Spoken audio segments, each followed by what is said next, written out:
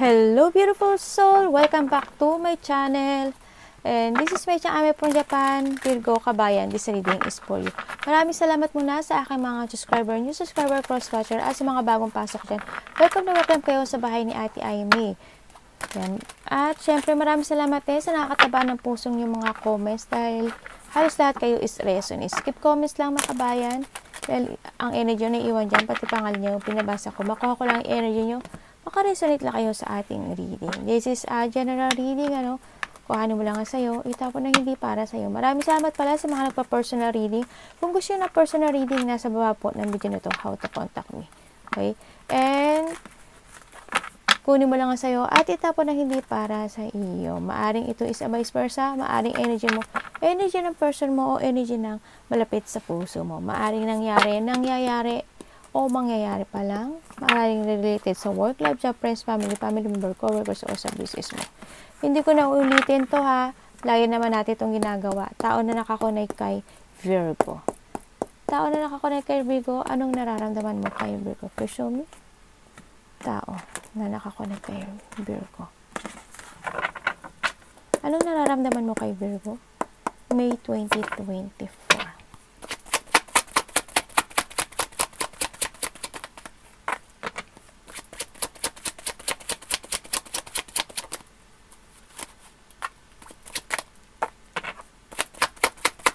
Please show me, show me, show me, show me, show me. Dami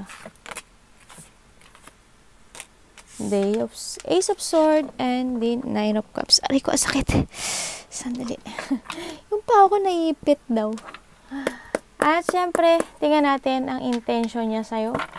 Tao na nakakonect kay Virgo. What is your intention? Anong intention mo kay Virgo? Ayun What is your behavior toward Virgo? Tao na nakakonect kay Virgo. Ganda ng pagkakaalo Ano ba to? Love is in the air ba? Love is in the air ba? Virgo, ano nararamdaman mo sa tao na to? I-explain natin yan, mukhang may in love dito Oh. Siyempre, what is the blind spot ang hindi alam ni Virgo sa connection ito? No? Ano naman ang iyong energy this May 2024 Virgo? What is your energy? Wow! At siyempre, universe, pakibigyan mo naman po ng magandang advice si Virgo this May 2024. Show me. Para po kay Virgo, ang advice, ano po ang gusto nyo ibigay naman. Meron ka Wheel of Fortune dito. Wow. A good fortune, sa nakita ko dito.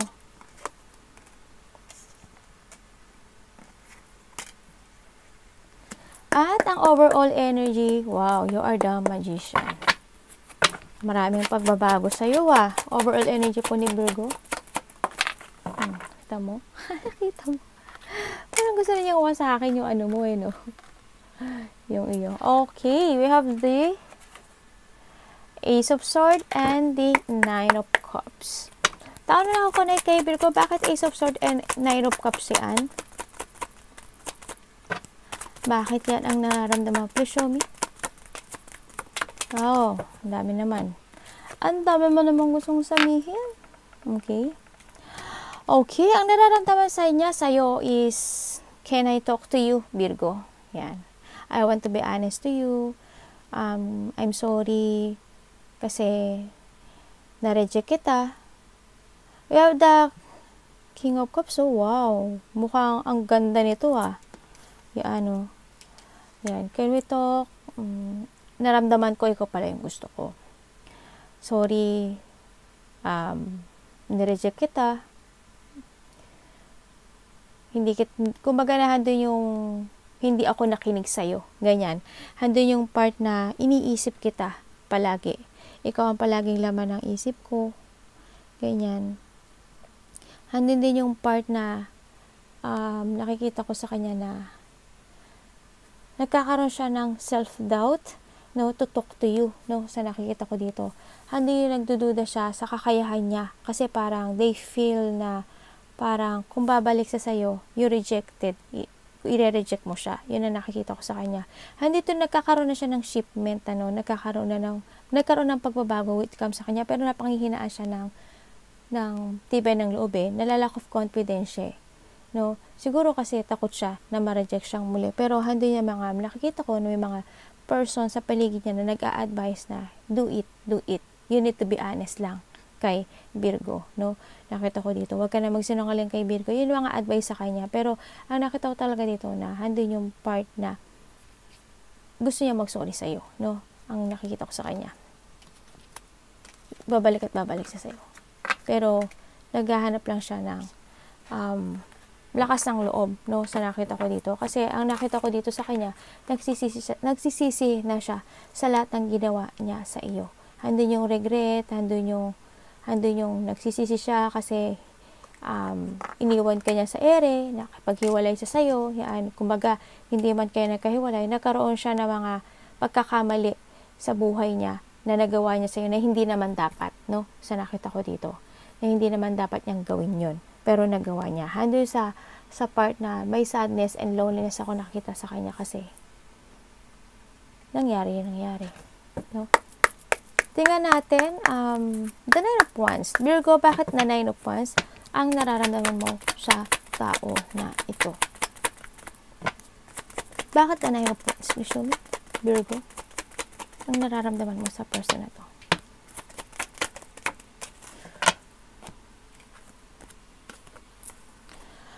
Okay na, handun yung, nakikita ko naman sa'yo, Virgo, handun yung, hindi mo rin naman siya kayang iwan, hindi mo rin siya kayang iwan, na iisip mo din siya every night, no? Handun yung, nakikita ko dito na, natatakot ka, na may nararamdaman kang takot, I don't know why, pero, may excitement naman ako nakikita sa'yo, handun yung, nararamdaman mo sa tao na to na feel mo din na itong person na to is awakening, natauhan na, no? Nagkakaroon, I don't know kung ikaw o siya ang nakakaramdam na nararamdaman mo itong tao na to is nakaka-anxiety or may danger anxiety na rin. Kasi, nararamdaman mo sa tao na to, ito yung tao na mapaglaro, babaero, lalakero, tao na malakas yun. Ano ba to? Yung parang very attractive person ang nakita mo sa kanya. Yun nakita ko sa kanya. Pero handun yung parang yung iba sa inyo siguro ini-illusion nyo rin itong tao na to ng Virgo. Kung ano yung ginagawa niya. Yun na nakita ko. Pero may excitement ako nakita sa inyo. Bakit? Bakit po? Oh, okay. Iba dito hindi nakakatulog kasi dahil sa work, or may mga ginagawa kayo, nakapokus kayo sa trabaho nyo, nakapokus kayo sa mga ginagawa nyo, things, trabaho, business, o ano man yan, sa kaperahan, ganyan. Kaya pala nakita ko parang hindi kayo nakakatulog. And then, nandito yung part na, yun ang naisip mo, na siya is mapaglarong tao, no? Kumbaga, inirelease mo na yung takot mo sa kanya. Parang nahando na yung ano ba to? Kasi in the past palagi mo siya naiisip Pero ngayon parang you release your fear or you release your emotions mo. Kasi parang handun ka na rin sa part na nagkaroon ng transformation sa'yo. Handun na exciting na i-let go mo siya going towards sa pagbabago mo, no? Sa new, sa bagong ikaw, sa bagong mundo. Yun na nakita ko ito. Kasi you're starting a new beginning. Excitement ka na sa mga opportunities na darating sa'yo. Pero nakararamdaman ko rin, o nakita ko rin, na alam mo na itong tao na to is mapaglarong tao. No? Tingnan natin ang bakit 5 of Cups ang the blind spot sa connection ito. Bakit 5 of Cups? Naiisip ka nito. Bakit 5 of Cups ang oh, God. Okay, Virgo. Palagi, hindi ko alam kung ba't ko nasasabi palagi si Leo. Palaging bukang bibig. Siguro kasi katatapos ko lang siyang i-read, ano. Ayan, nakita ko dito na ang hindi mo alam sa connection na to, sobra siyang nasasaktan sa ngayon.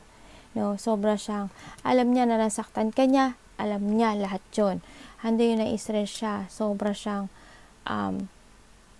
hurt, depressed, no, sa nakita ko to. Naglalaban yung isip at utak niya, hindi ka pa rin niya waglit sa nakaraan, sa buhay niya, na na-corner din siya dito sa sitwasyon na to na nagkamali siya sa'yo.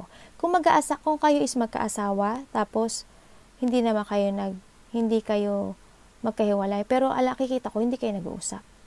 May nagawa siyang something sa'yo na hindi mo alam, or alam mo man o hindi mo alam, pero pinagsisisihan niya. Yun na sa mga mag-aasawa. Pero yung sa iba na magkakahiwalay, oo, nakita ko na nagkaroon ka ng separation dito. Andito yung tao na to na sobrang, siguro nagkaroon kayo ng away.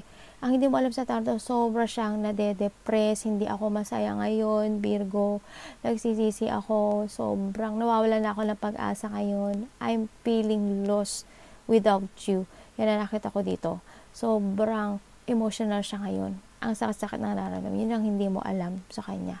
No, nagkakaroon siya ng mga trouble, maaari nagkakaroon siya ng mga trouble sa sarili niya, o litong-lito siya sa sarili niya. Minsan nakakaisip na siya ng negativity, frustration, nagkakaroon siya ng frustration dito, nagkaroon siya ng victim mentality. Ang hindi mo alam, yun ang nararamdaman niya. Nakakaramdam siya ng kawalan ng pag-asa sa ngayon. Dahil sa paggawa niya ng hindi maganda sa iyo, at kung iba man dito is separation, no? O inilayo niya yung sarili niya sa iyo. Sobrang sakit ng nararamdaman niya ngayon. Nagsisisi siya, sobra. And tao na nakakonect kay Virgo, bakit 8 of Wands ang iyong intention? Bakit 8 of Wands ang iyong intention?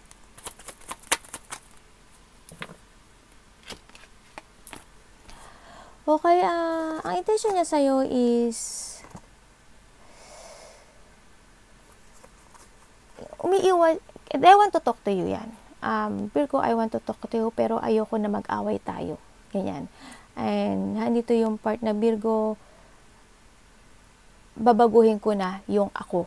No, nakita ko to, babaguhin ko na yung ako. Hindi mo man alam, sa mag-aasawa, hindi mo man alam, Virgo, yung ginawa ko sa'yo. Pero, bumalik sa kanya yun na nasaktan siya. Alam niya na mali siya.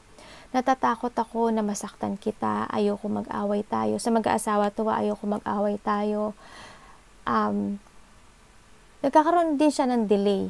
Hindi siya makapag-make a new beginning sa buhay niya hanggat hindi niya nakiklear yung situation na to. No? Hanggat hindi niya nasasabi sa iyo yung gusto niya sabihin or hindi niya maiparamdam sa iyo. Sa magkakahiwalay naman, ang nakikita ko dito, sinasabi niya dito na, I want to rebuild again our foundation. Sa nakita ko dito, handin yung part na gusto kanya kausapin, I want to contact to you. Ang nakita ko dito, siguro, yun nga, yung iniiwasan niya na mag-away kayong muli at gusto niya uli ng pagbabago dito sa foundation niyo, no? Sa gusto niya uling magpunla muli sa'yo. Sa nakita ko, gusto niya uli ng matatag na samahan ninyong dalawa, no? Yan, ang nakikita ko sa kanya dito. Gusto niya ulit mabuo ito. Handun yung mga pagpapahalaga, no? Handun yung pagpapahalaga dito. Yan. Na nakikita ko na umaasa pa rin siya na muli kayong magkakabalikan. Yan. Baka iba dito is pakasalan ka niya. Yan. Hindi siya nawawala ng pag-asa at ayaw niya mawala ng pag-asa. No? Sa nakita ko dito. Iba dito baka pakasalan kayo nito. O nagkaroon ng pangakuan sa inyo. Sa nakita ko dito. No? Siguro in a past 8 o'clock, 8 days, 8 weeks, baka nag-contact na sa'yo na itong tao sa'yo, Virgo. Kung hindi pa man, itong darating na 8 o'clock, 8 hours man yan, or 8 days o 8 weeks, baka kumonekto sa'yo, no? Kasi gusto kanyang kausapin. Pero handin sa part na yun, nagkakaroon siya ng doubt, ng self-doubt, ganyan. Nawawalan siya, natatakot siya, o nawawalan siya ng tibay na loob. Ace of Cups. Bakit Ace of Cups? Yan, okay. Ace of, okay, we have the 8 and the 8 of, dalawang 8 na ang lumabas sa'yo, Okay, ang behavior niya sa'yo is, gusto niya mag-take it action, gusto gusto niya uling going towards sa'yo at gusto niya uling makipag-collaborate sa'yo, gusto kitang pakasalan. Virgo, yung mga hindi pa kasal dyan. And syempre, gusto niya uling buuin yung kasal ninyo, no? Yan, nakita ko to. Pero hindi man niya siguro sabihin sa'yo, ipaparamdam niya sa'yo to, no? Sa ibang mag-aasawa, gano'n. And gagawin ko ang lahat, no? Sa nakita ko to, gagawin ko ang lahat na bumalik ka lang sa akin. I want a new beginning sa'yo. Gusto ko ulit na collaboration sa'yo. Can we talk? And I want to reveal this relationship in a new, no? Sa nakita ko dito. Babalik at babalik siya sa'yo. Gusto kanya uling ma-achieve. Andito yung pagmamahal, no? Gusto niyang iparamdam sa'yo yung full of emotion na pagmamahal sa'yo. Mas gusto niya pang magkaroon ng more connection sa'yo sa nakikita ko dito, Gusto niya ulit mag-start ng fresh sa'yo. At hindi siya nawawala ng pag-asa dun. Mukhang may kasalan nga na darating, no? Mukhang aayain ka nga nito ng kasalan. And gusto niya ng long-term relationship sa'yo, no? Ang nakita ko dito. At syempre, the Wheel of Fortune, Virgo. The Wheel of Fortune, Virgo. Bakit ang iyong energy is parang love is in the air ngayong May, May 2024, Wheel of Fortune. Why? Okay, so nakita ko sa dito, more on focus ka ngayon sa this May, sa iyong stability, sa iyong negosyo, sa iyong family, no? Sa nakita ko ito, hindi yung may mga darating sa iyo, lahat ng problema mo this May is matatapos na. Lahat ng struggle, stress, mga responsibilities na mabibigat na yan is matatapos na. There's a good luck, a good fortune, or a good karma will come to you. Maraming pera ang papasok sa buhay mo this May. Yan. Mukhang blessing will come. Yan. And a good karma. Siyempre, sinasabi dito ni Universe, ang kanyang payo sa'yo is umiwas tayo sa mga tao na masasama. O umiwas tayo sa mga masasamang energies, or mag-focus din tayo sa ating magpunla muli tayo, no?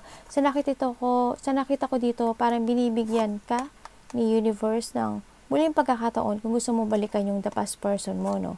Yan. Kumbaga, nasa sayo yung tamang path. Ikaw ang pipili ng tamang landas mo kung tatanggapin mo siya or hindi. Or mag-another path ka na lang, no? Sa nakita ko ito. Sinasabi rin dito, you need na talaga ng freedom, or you need to release yourself sa mga situation na makakasama sa iyo.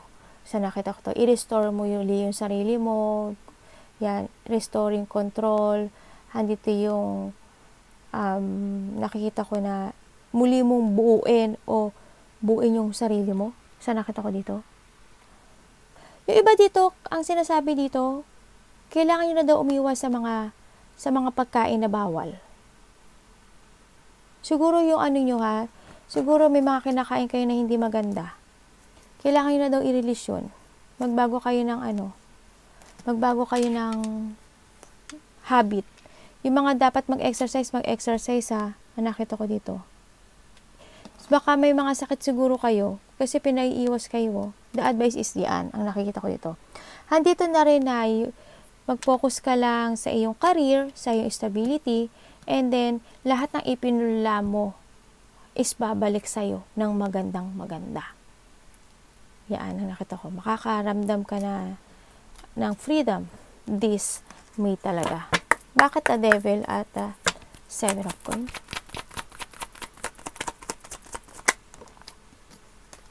At syempre sinasabi rin dito na paglilinis ng sarili. Yan. We have the snake nga kaya. We have the snake talaga and the seven of coins and the hermit. Handito yung nakita ko na kailangan mo na talagang i-release yung sarili mo sa lahat ng sitwasyon na hindi na makaka-good sa'yo. Umiwas sa mga tao na may mga bad habit. Iwasan yung mga pagkain ng mga matataba, mga bad things. Siguro mas good na mas more na tayong mag-focus sa ating health, no? Sa ating pagkain, no? Pinapaiwas ka sa pagkain na nakita ko ito. Mag-exercise ang sinasabi rin dito, ha. And then focus to your health, and then sinasabi rin dito na it's time to clean. No, ang nakita ko dito. Baka madumi na yung bahay nyo, baka madumi na yung mga linisin mo, yung destination mo para pumasok ito totally si the wheel of fortune sa buhay mo. Para walang hams, no? Walang, ano yun? Basta alam nyo na yun, hams. Parang walang hams, para tuloy-tuloy ang cycle. Kailangan nating maglinis this May 2024. Mga sitwasyon na hindi naman kinakailangan, no? And don't give up.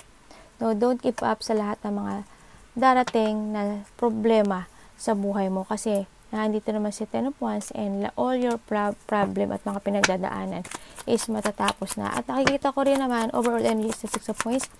Maraming blessing at maraming coins ako nakikita sa iyo, Virgo, ha? And this is the time to make a new beginning sa buhay mo. Yes, we have the Knight of Pentacles. Yung ginagawa mong opportunity man yan, business, a big business or small business man yan, magiging matagal ito sa nakita ko dito. And be focused to your business, sa yung Pentacles, sa yung kaperahan. And huwag kang makakalimot na tumulong pa rin sa mga tao. Yan, more on pagtulong, more on focus sa business, sa kaperahan, and handa yung iba dito mag-i-start muli sa panibago, no? Baka mag-start kayo ng new business nyo. Baka mag-start kayo ng charity o pagtulong, ganyan. Ang nakita ko dito. Mag-i-start ka ng new beginning. Energy mo is to start a new beginning, eh. So, nakita ko dito. Yung baka iba dito is may pag-aralan o mag-aaral kayo. Yan. More on researching ako nakikita dito. More on pag-aaral. More on developing skill and creation. Nakita ko dito. Maraming ideas ako nakikita na gusto mong i-start this May 2024. I-focus mo lang yan at nakikita ko na maraming pera ang papasok sa'yo. Okay? Arigatou namaste. God bless.